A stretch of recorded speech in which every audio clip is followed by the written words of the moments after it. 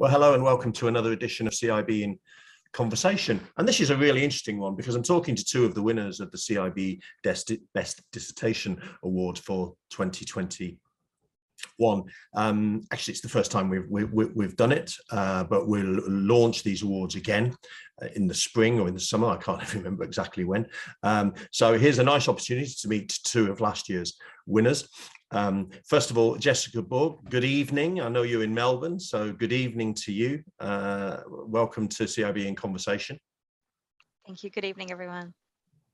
And Esmaeel Eftekharian, you're in Sydney now, Western Sydney University. Good evening to you. Good evening. Hello. So great to see you both. You were both successful in the dissertation awards. Esmaeel was actually the winner. Jessica was the runner-up. Let's start by just talking about what your current research interests are, what your position is, and what your research interests are. So Jessica, let's start with you. Thank you. I'm a lecturer in the School of Management at RMIT University in Melbourne, Australia. I'm passionate about research that makes an impact on the working lives of professionals in today's complex environments. And in particular, I've been researching early career work readiness and work preparedness for project management professionals and other professionals in the construction and built environment industry.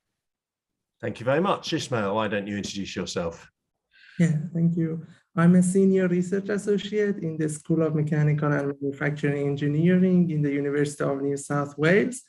My research domain includes computational fluid dynamics with combination with bushfire research and wind engineering, as well as environmental fluid mechanics. And I mean, how did you enjoy the experience of being a finalist in the dissertation awards? Was it a big effort to enter, Jessica? Yeah, I think it was wonderful to be nominated, and I saw it as a great opportunity to present my PhD research at the CIB presentation and actually communicate some of the findings of my PhD to the wider CIB community. I am a big believer in research that makes a contribution to practice. So I thought it was a great opportunity to actually showcase the results and reach a wider audience that may be interested in the type of work that I'm doing. Was that your experience as well, Esmaeel? Yeah, it was a good experience for me as well. Actually, there was a local competition at university level, and I was chosen, and then I was nominated for this award, and it was a great opportunity for me to disseminate what I have achieved in my thesis to this competition as well. Yeah. And so you had twice the stress. You had to do it twice. Did you? You won the award, I seem to recall, particularly because you had a particularly innovative presentation, you know, lots of videos and so on. Is that an important aspect to you, to be able to communicate your research in that way? Yeah, of course, absolutely. Because the thing is that what I have done is very technical, very fundamental parts of the fluid mechanics, but I tried my best to put it in a way so that those people who are not expert in the fluid mechanics, they can understand what I have done. So I just paid more attention to that part so that make it somehow understandable for the non-expert people in the field. Yeah. Jessica, did you agree with that as well? Did you sort of? I thought Esmaeel made a really technical, difficult subject so accessible. Yeah, definitely. I loved the presentation and the way that he was able to translate the the technical terms and a very technical topic into a very interesting form of communication that I think everyone was able to understand and appreciate. And you mentioned yourself, you're interested in making a difference, you know, having an impact. What are some of the ideas? How do we need to do better in terms of getting research into practice or research into influencing policy? Yeah, great. In particular, I've been researching the work readiness of young professionals and early career professionals in construction, and looking at how we can make a difference in actually improving their workforce capability.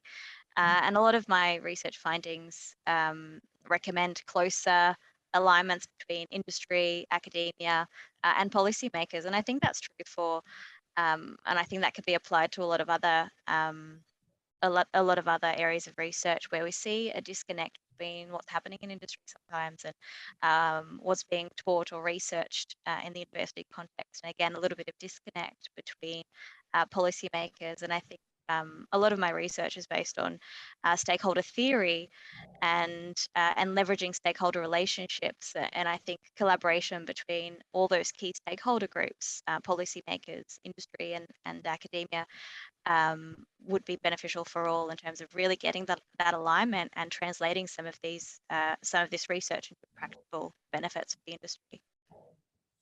Esmaeel, is that a similar motivation for yourself? Yes, of course. I always believe that we need to just make research in connection with the industry. And there should be a platform for policymakers, and they should try their best to just fill the gap between the academia and the industry. So this is very important in my point of view. Well, we'll talk a little bit more about that in a minute. I just we have quite a lot of people who watch this who are sort of the younger end, either students or whatever. So, describe to me briefly, Esmaeel, how you got to where you are now. So moving from school, what influenced your degree choice, and then from there the decision to move to academia? Okay, so I got my bachelor and master degree in mechanical engineering in fluid dynamics in Iran, and then I just furthered my education, like to do my PhD in infrastructure engineering in Australia. So my background was sort of computational fluid dynamics and CFD. But when I came to Australia, bushfire, is a very great challenge in Australia. And there was a topic proposed by my supervisor in that domain, which needed fundamental studies, the combination of fluid mechanics and the bushfire research. So it was a combination of a fundamental thing with the practical thing. So, and then it was very exciting, and this just was the starting point for my research in that domain. And then I just continued that, and then I just got very exciting results and achievements in that. And then, yeah, it was my initial point, and then I just after finishing my PhD, I got my postdoc in a University of New South Wales here, where I am now. And did you ever do you think about going out into the industry, or has the research world really captured your imagination now? Do you think this is where you'll stay? Actually, I welcome industry as well, but I am very passionate about academic and research point of view. So yeah, I really like doing research, and I think it is something that I was looking for. Fantastic, Jessica. What about you? How did you get started? What made you choose a degree in built environment and then to stay on into PhD and academic studies? Thank you. Yeah, I often reflect on my journey so far, and it's been exciting and it's been interesting. And I think I was initially drawn to project management. I did my undergraduate in project management, but with a construction focus. And I think initially I was drawn to that because of the versatility and the dynamic nature of the role. And I loved both the people management side, but also the problem management side of that, particularly the challenge of leading people and processes in the dynamic nature of construction. And I did work in industry as a project manager, as a client-side project manager in construction for a while, and throughout my undergraduate studies as well. My degree had an honours component, so part of that was us having to choose a research project. And that is kind of where I fell in love with research. And in particular, I looked at those, the soft skills, the people side, and delved into this skills capability research. And so, my love of that just has continued to grow from there. And that's what really led me to continue to pursue the PhD, degree and end up where I am today. Well, I'm delighted that our industry and the world of academia can still attract such great talents as you folk. Jessica, just a thought. What would sort of advice is there any advice you can think of that you would give to someone perhaps starting a PhD? Something that you wish you'd known when you started that might have made life a bit easier or something? Yeah. Look, I think the most important thing. A lot of people talk about strategically choosing a research topic or a PhD topic. And I think the most important thing and what really helped me is choosing something that I'm really passionate about. So work readiness, I got to experience it, the skills that I had and how that translated to the field. And it helped to inspire me, I think. The PhD, everyone says it's a bit like a roller coaster, and there certainly are ups and downs.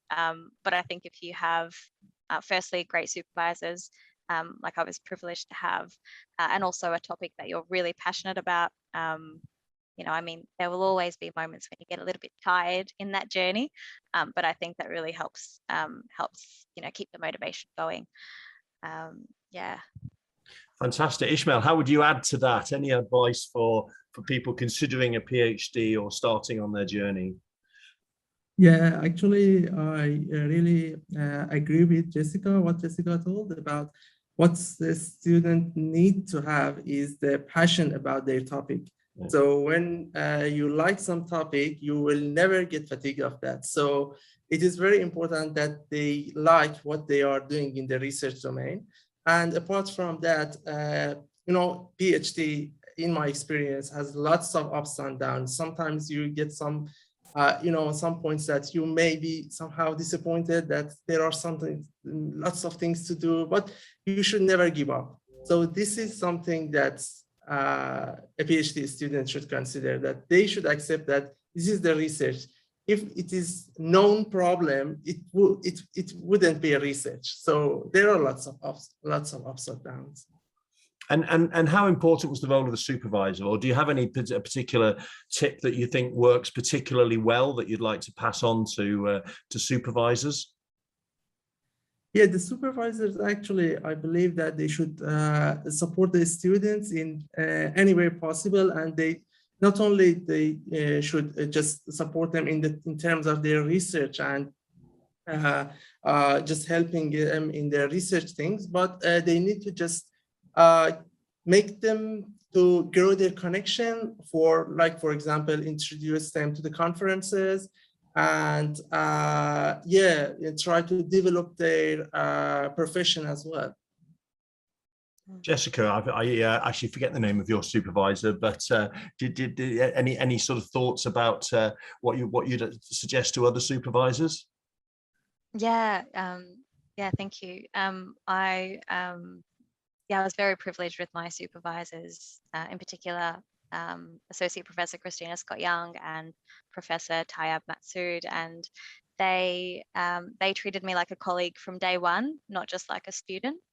And I think that really helped in nurturing me and helping me grow as an academic in my own right, again, not just a student. And certainly, to echo what Esmaeel said, they were instrumental in helping me establish some networks. They were big supporters of my work, my cheerleaders throughout the journey, and I think that is so valuable. And that sounds like that would help with the, as it were, transition from PhD to early career researcher or into a full-time faculty post. How have you found that transition? What's been what's been unexpected perhaps about that transition? Good question. Jessica, yeah. I did my PhD at RMIT University, and I am working now at RMIT University, but I've actually transitioned to a different school. So I'm in the School of Management now, and my PhD was in the School of Property Construction and Project Management. Right. So in this new school, I didn't know anyone on my first day, even though it was the same university. But I think some of those those skills that I developed throughout my PhD journey, not just the academic skills and the research and the teaching, but also the networking, the communication, the establishing networks has really helped me. In terms of what was unexpected, just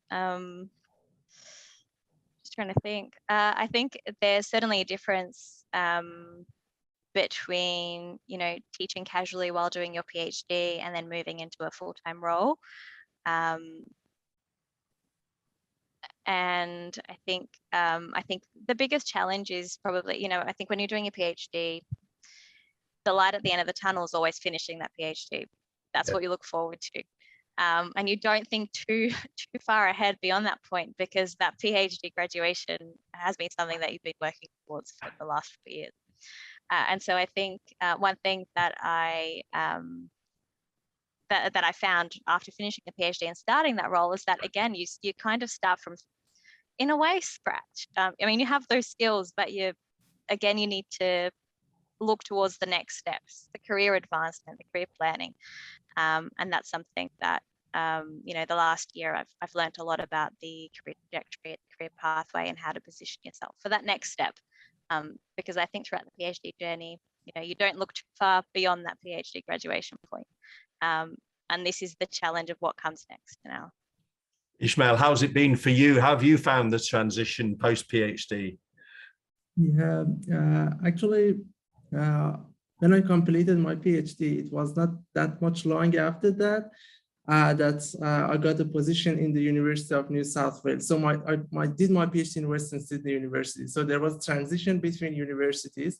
And at first, you know, when you finish your PhD, you just look for other positions which are aligned with your background, and you are happy with the topic and everything. So, but mine was quite, I can't say straightforward, but it was like, regarding the time, it happened the right time, actually. Yeah. And what do you, anything unexpected, you know, would you say that it's been exactly as you thought it would be, the transition to full-time and a lot more, you know, and a lot more teaching probably? Actually, like what Jessica said, I was in the same path as well. So I didn't look that much far after completion of my PhD, what I am doing. No, during my PhD, I did just focus on my PhD and then to see what is happening after that, because PhD is a lot itself. So there is no room for thinking far beyond that. And Jessica, how's it been balancing the calls on your time, particularly between teaching and research?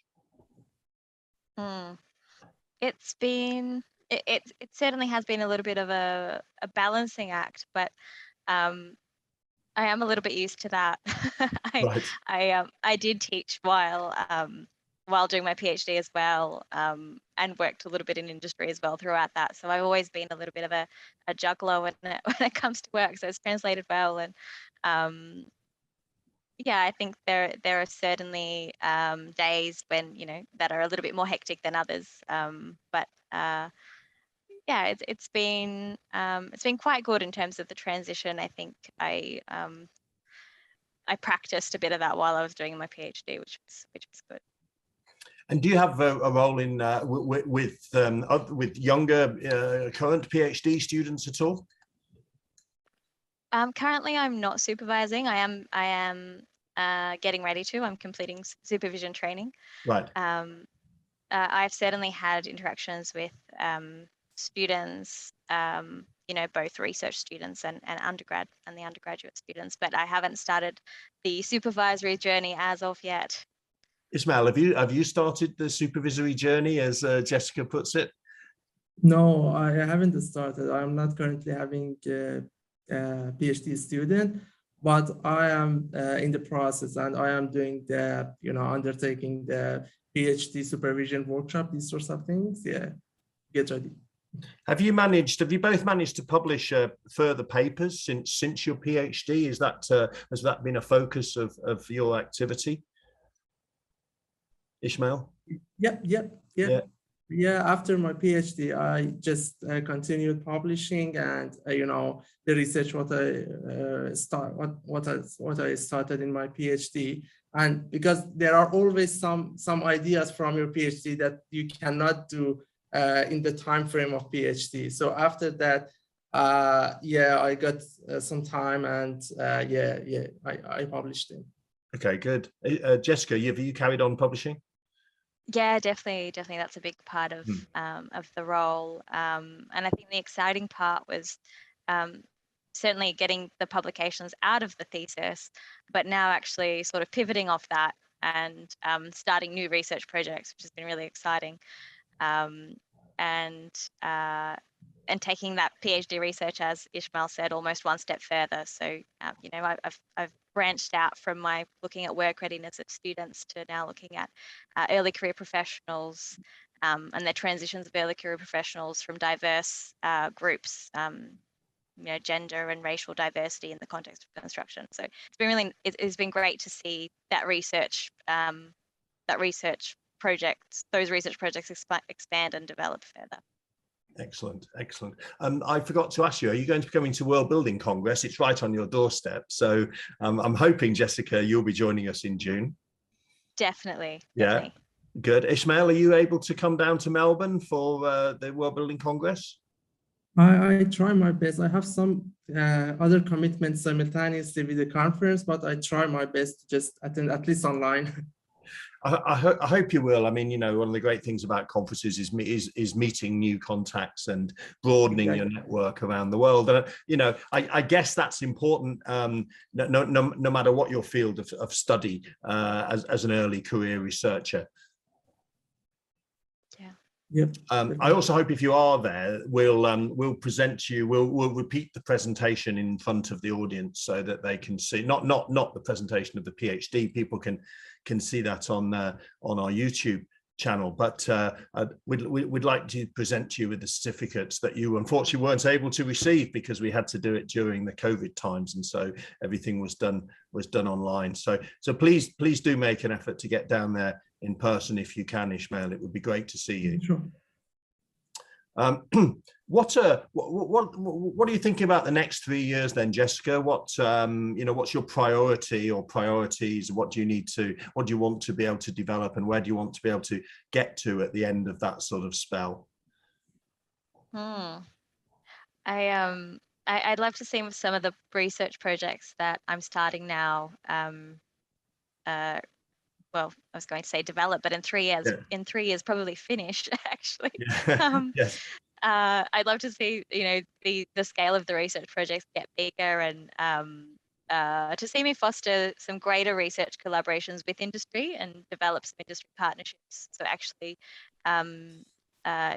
do research in collaboration with industry and be able to leverage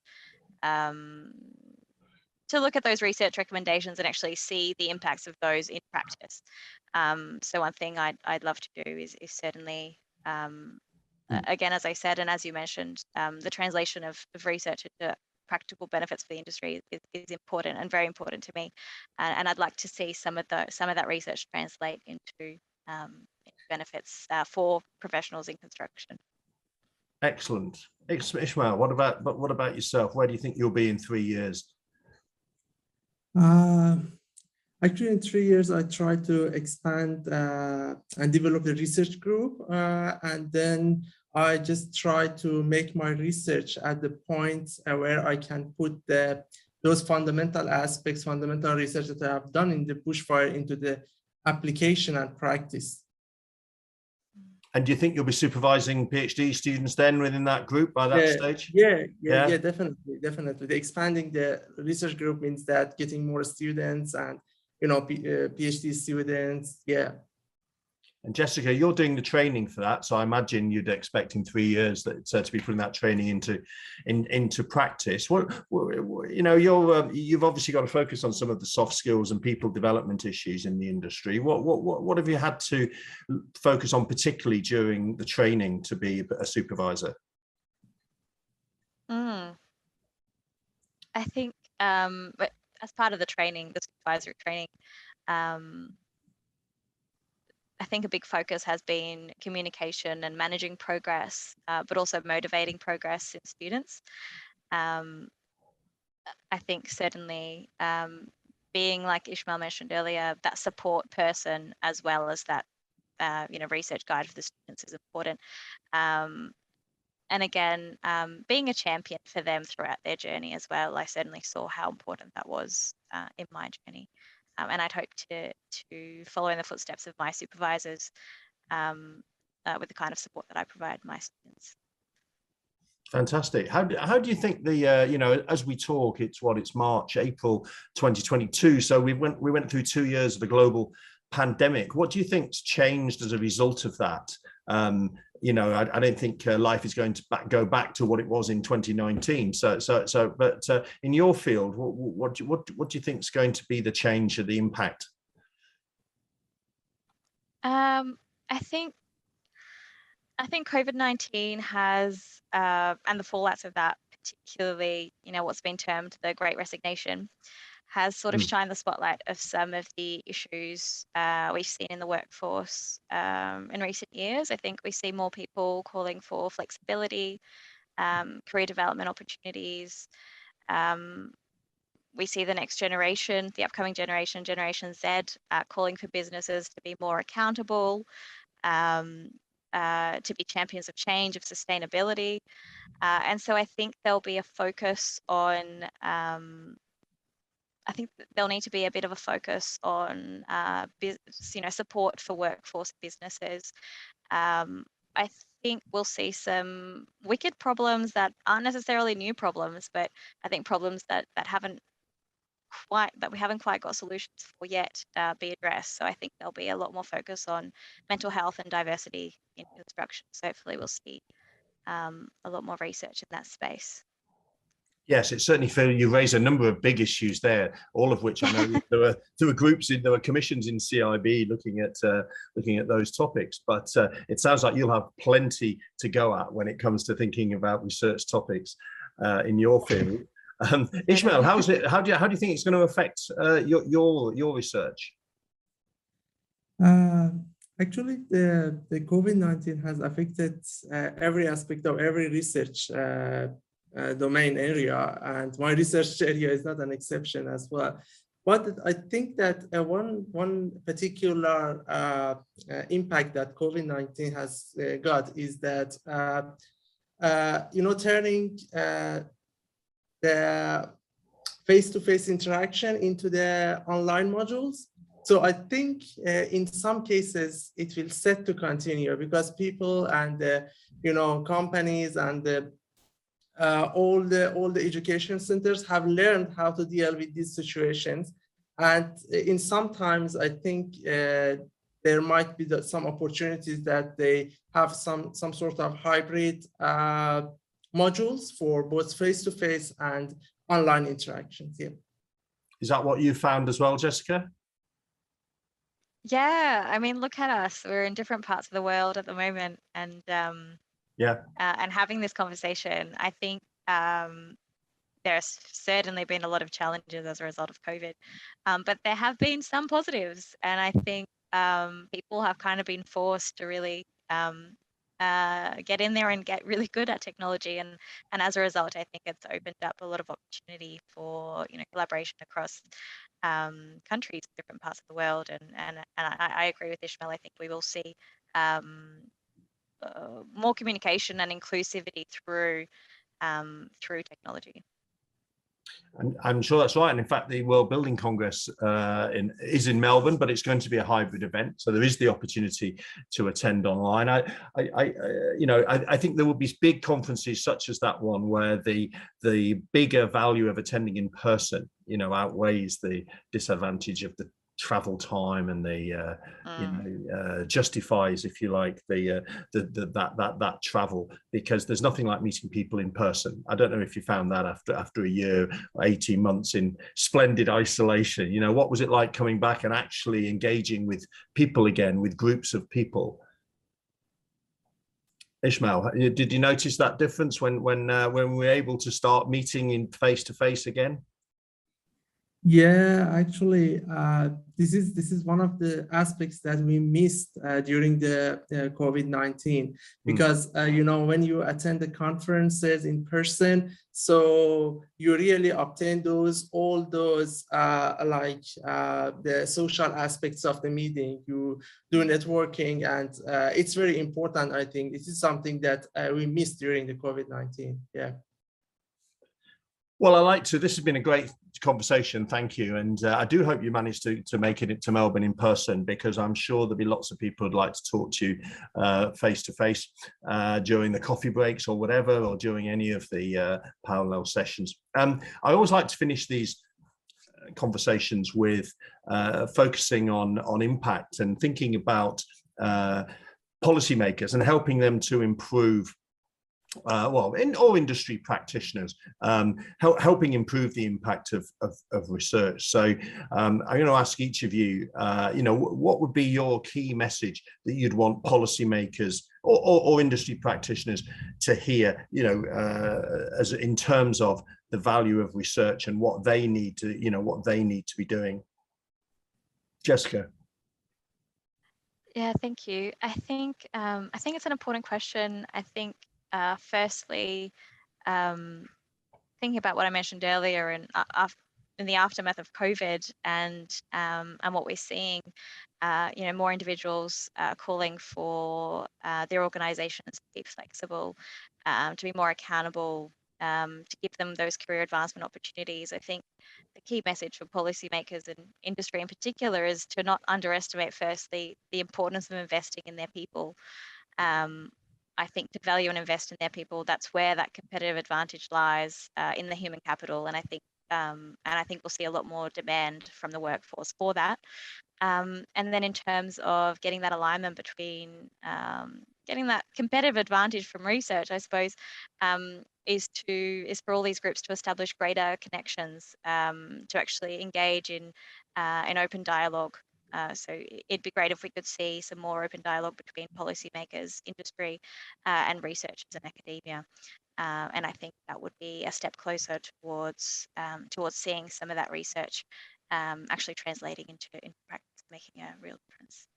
That's a fantastic message. Thank you very much. I agree totally. CIB is very much aligned to this idea of the triple helix of academia, industry, and policy. So that's a superb message. Esmaeel, you have the final word. What would be your message to policymakers? My message is that the policymaker should try to implement some strategies to motivate both academia and industry to link together. Some motivation strategies for both sides, I think, should be implemented to build more connection. I think those are both very similar messages, or two sides of the same coin, if you like. And I'm really encouraged and grateful to hear you say that. I just want to thank you both for your time today. It's been terrific learning a little bit more about you and hearing about your views about how it is to be a PhD student, an early career researcher, what your messages would be to policymakers, and so on. So thank you very much indeed. To those watching, you can watch actually the recordings of the presentations that Jessica and Esmaeel made for the awards. They're on our YouTube channel, so do please find them, and we'll put them in a link on the website to that as well, for those of you who want to see more detail about their PhD presentation, their dissertation presentations. I'm sorry that our third winner, Dr Ahmed Daoud, was not able to join us. He's at the British University in Cairo now, in Egypt, and I'm sorry he wasn't able to join us today. But congratulations as well to him as the third winner. And I'm just really grateful to everybody who's watched today. I hope it's been an enjoyable session, and we'll see you next time. Thank you.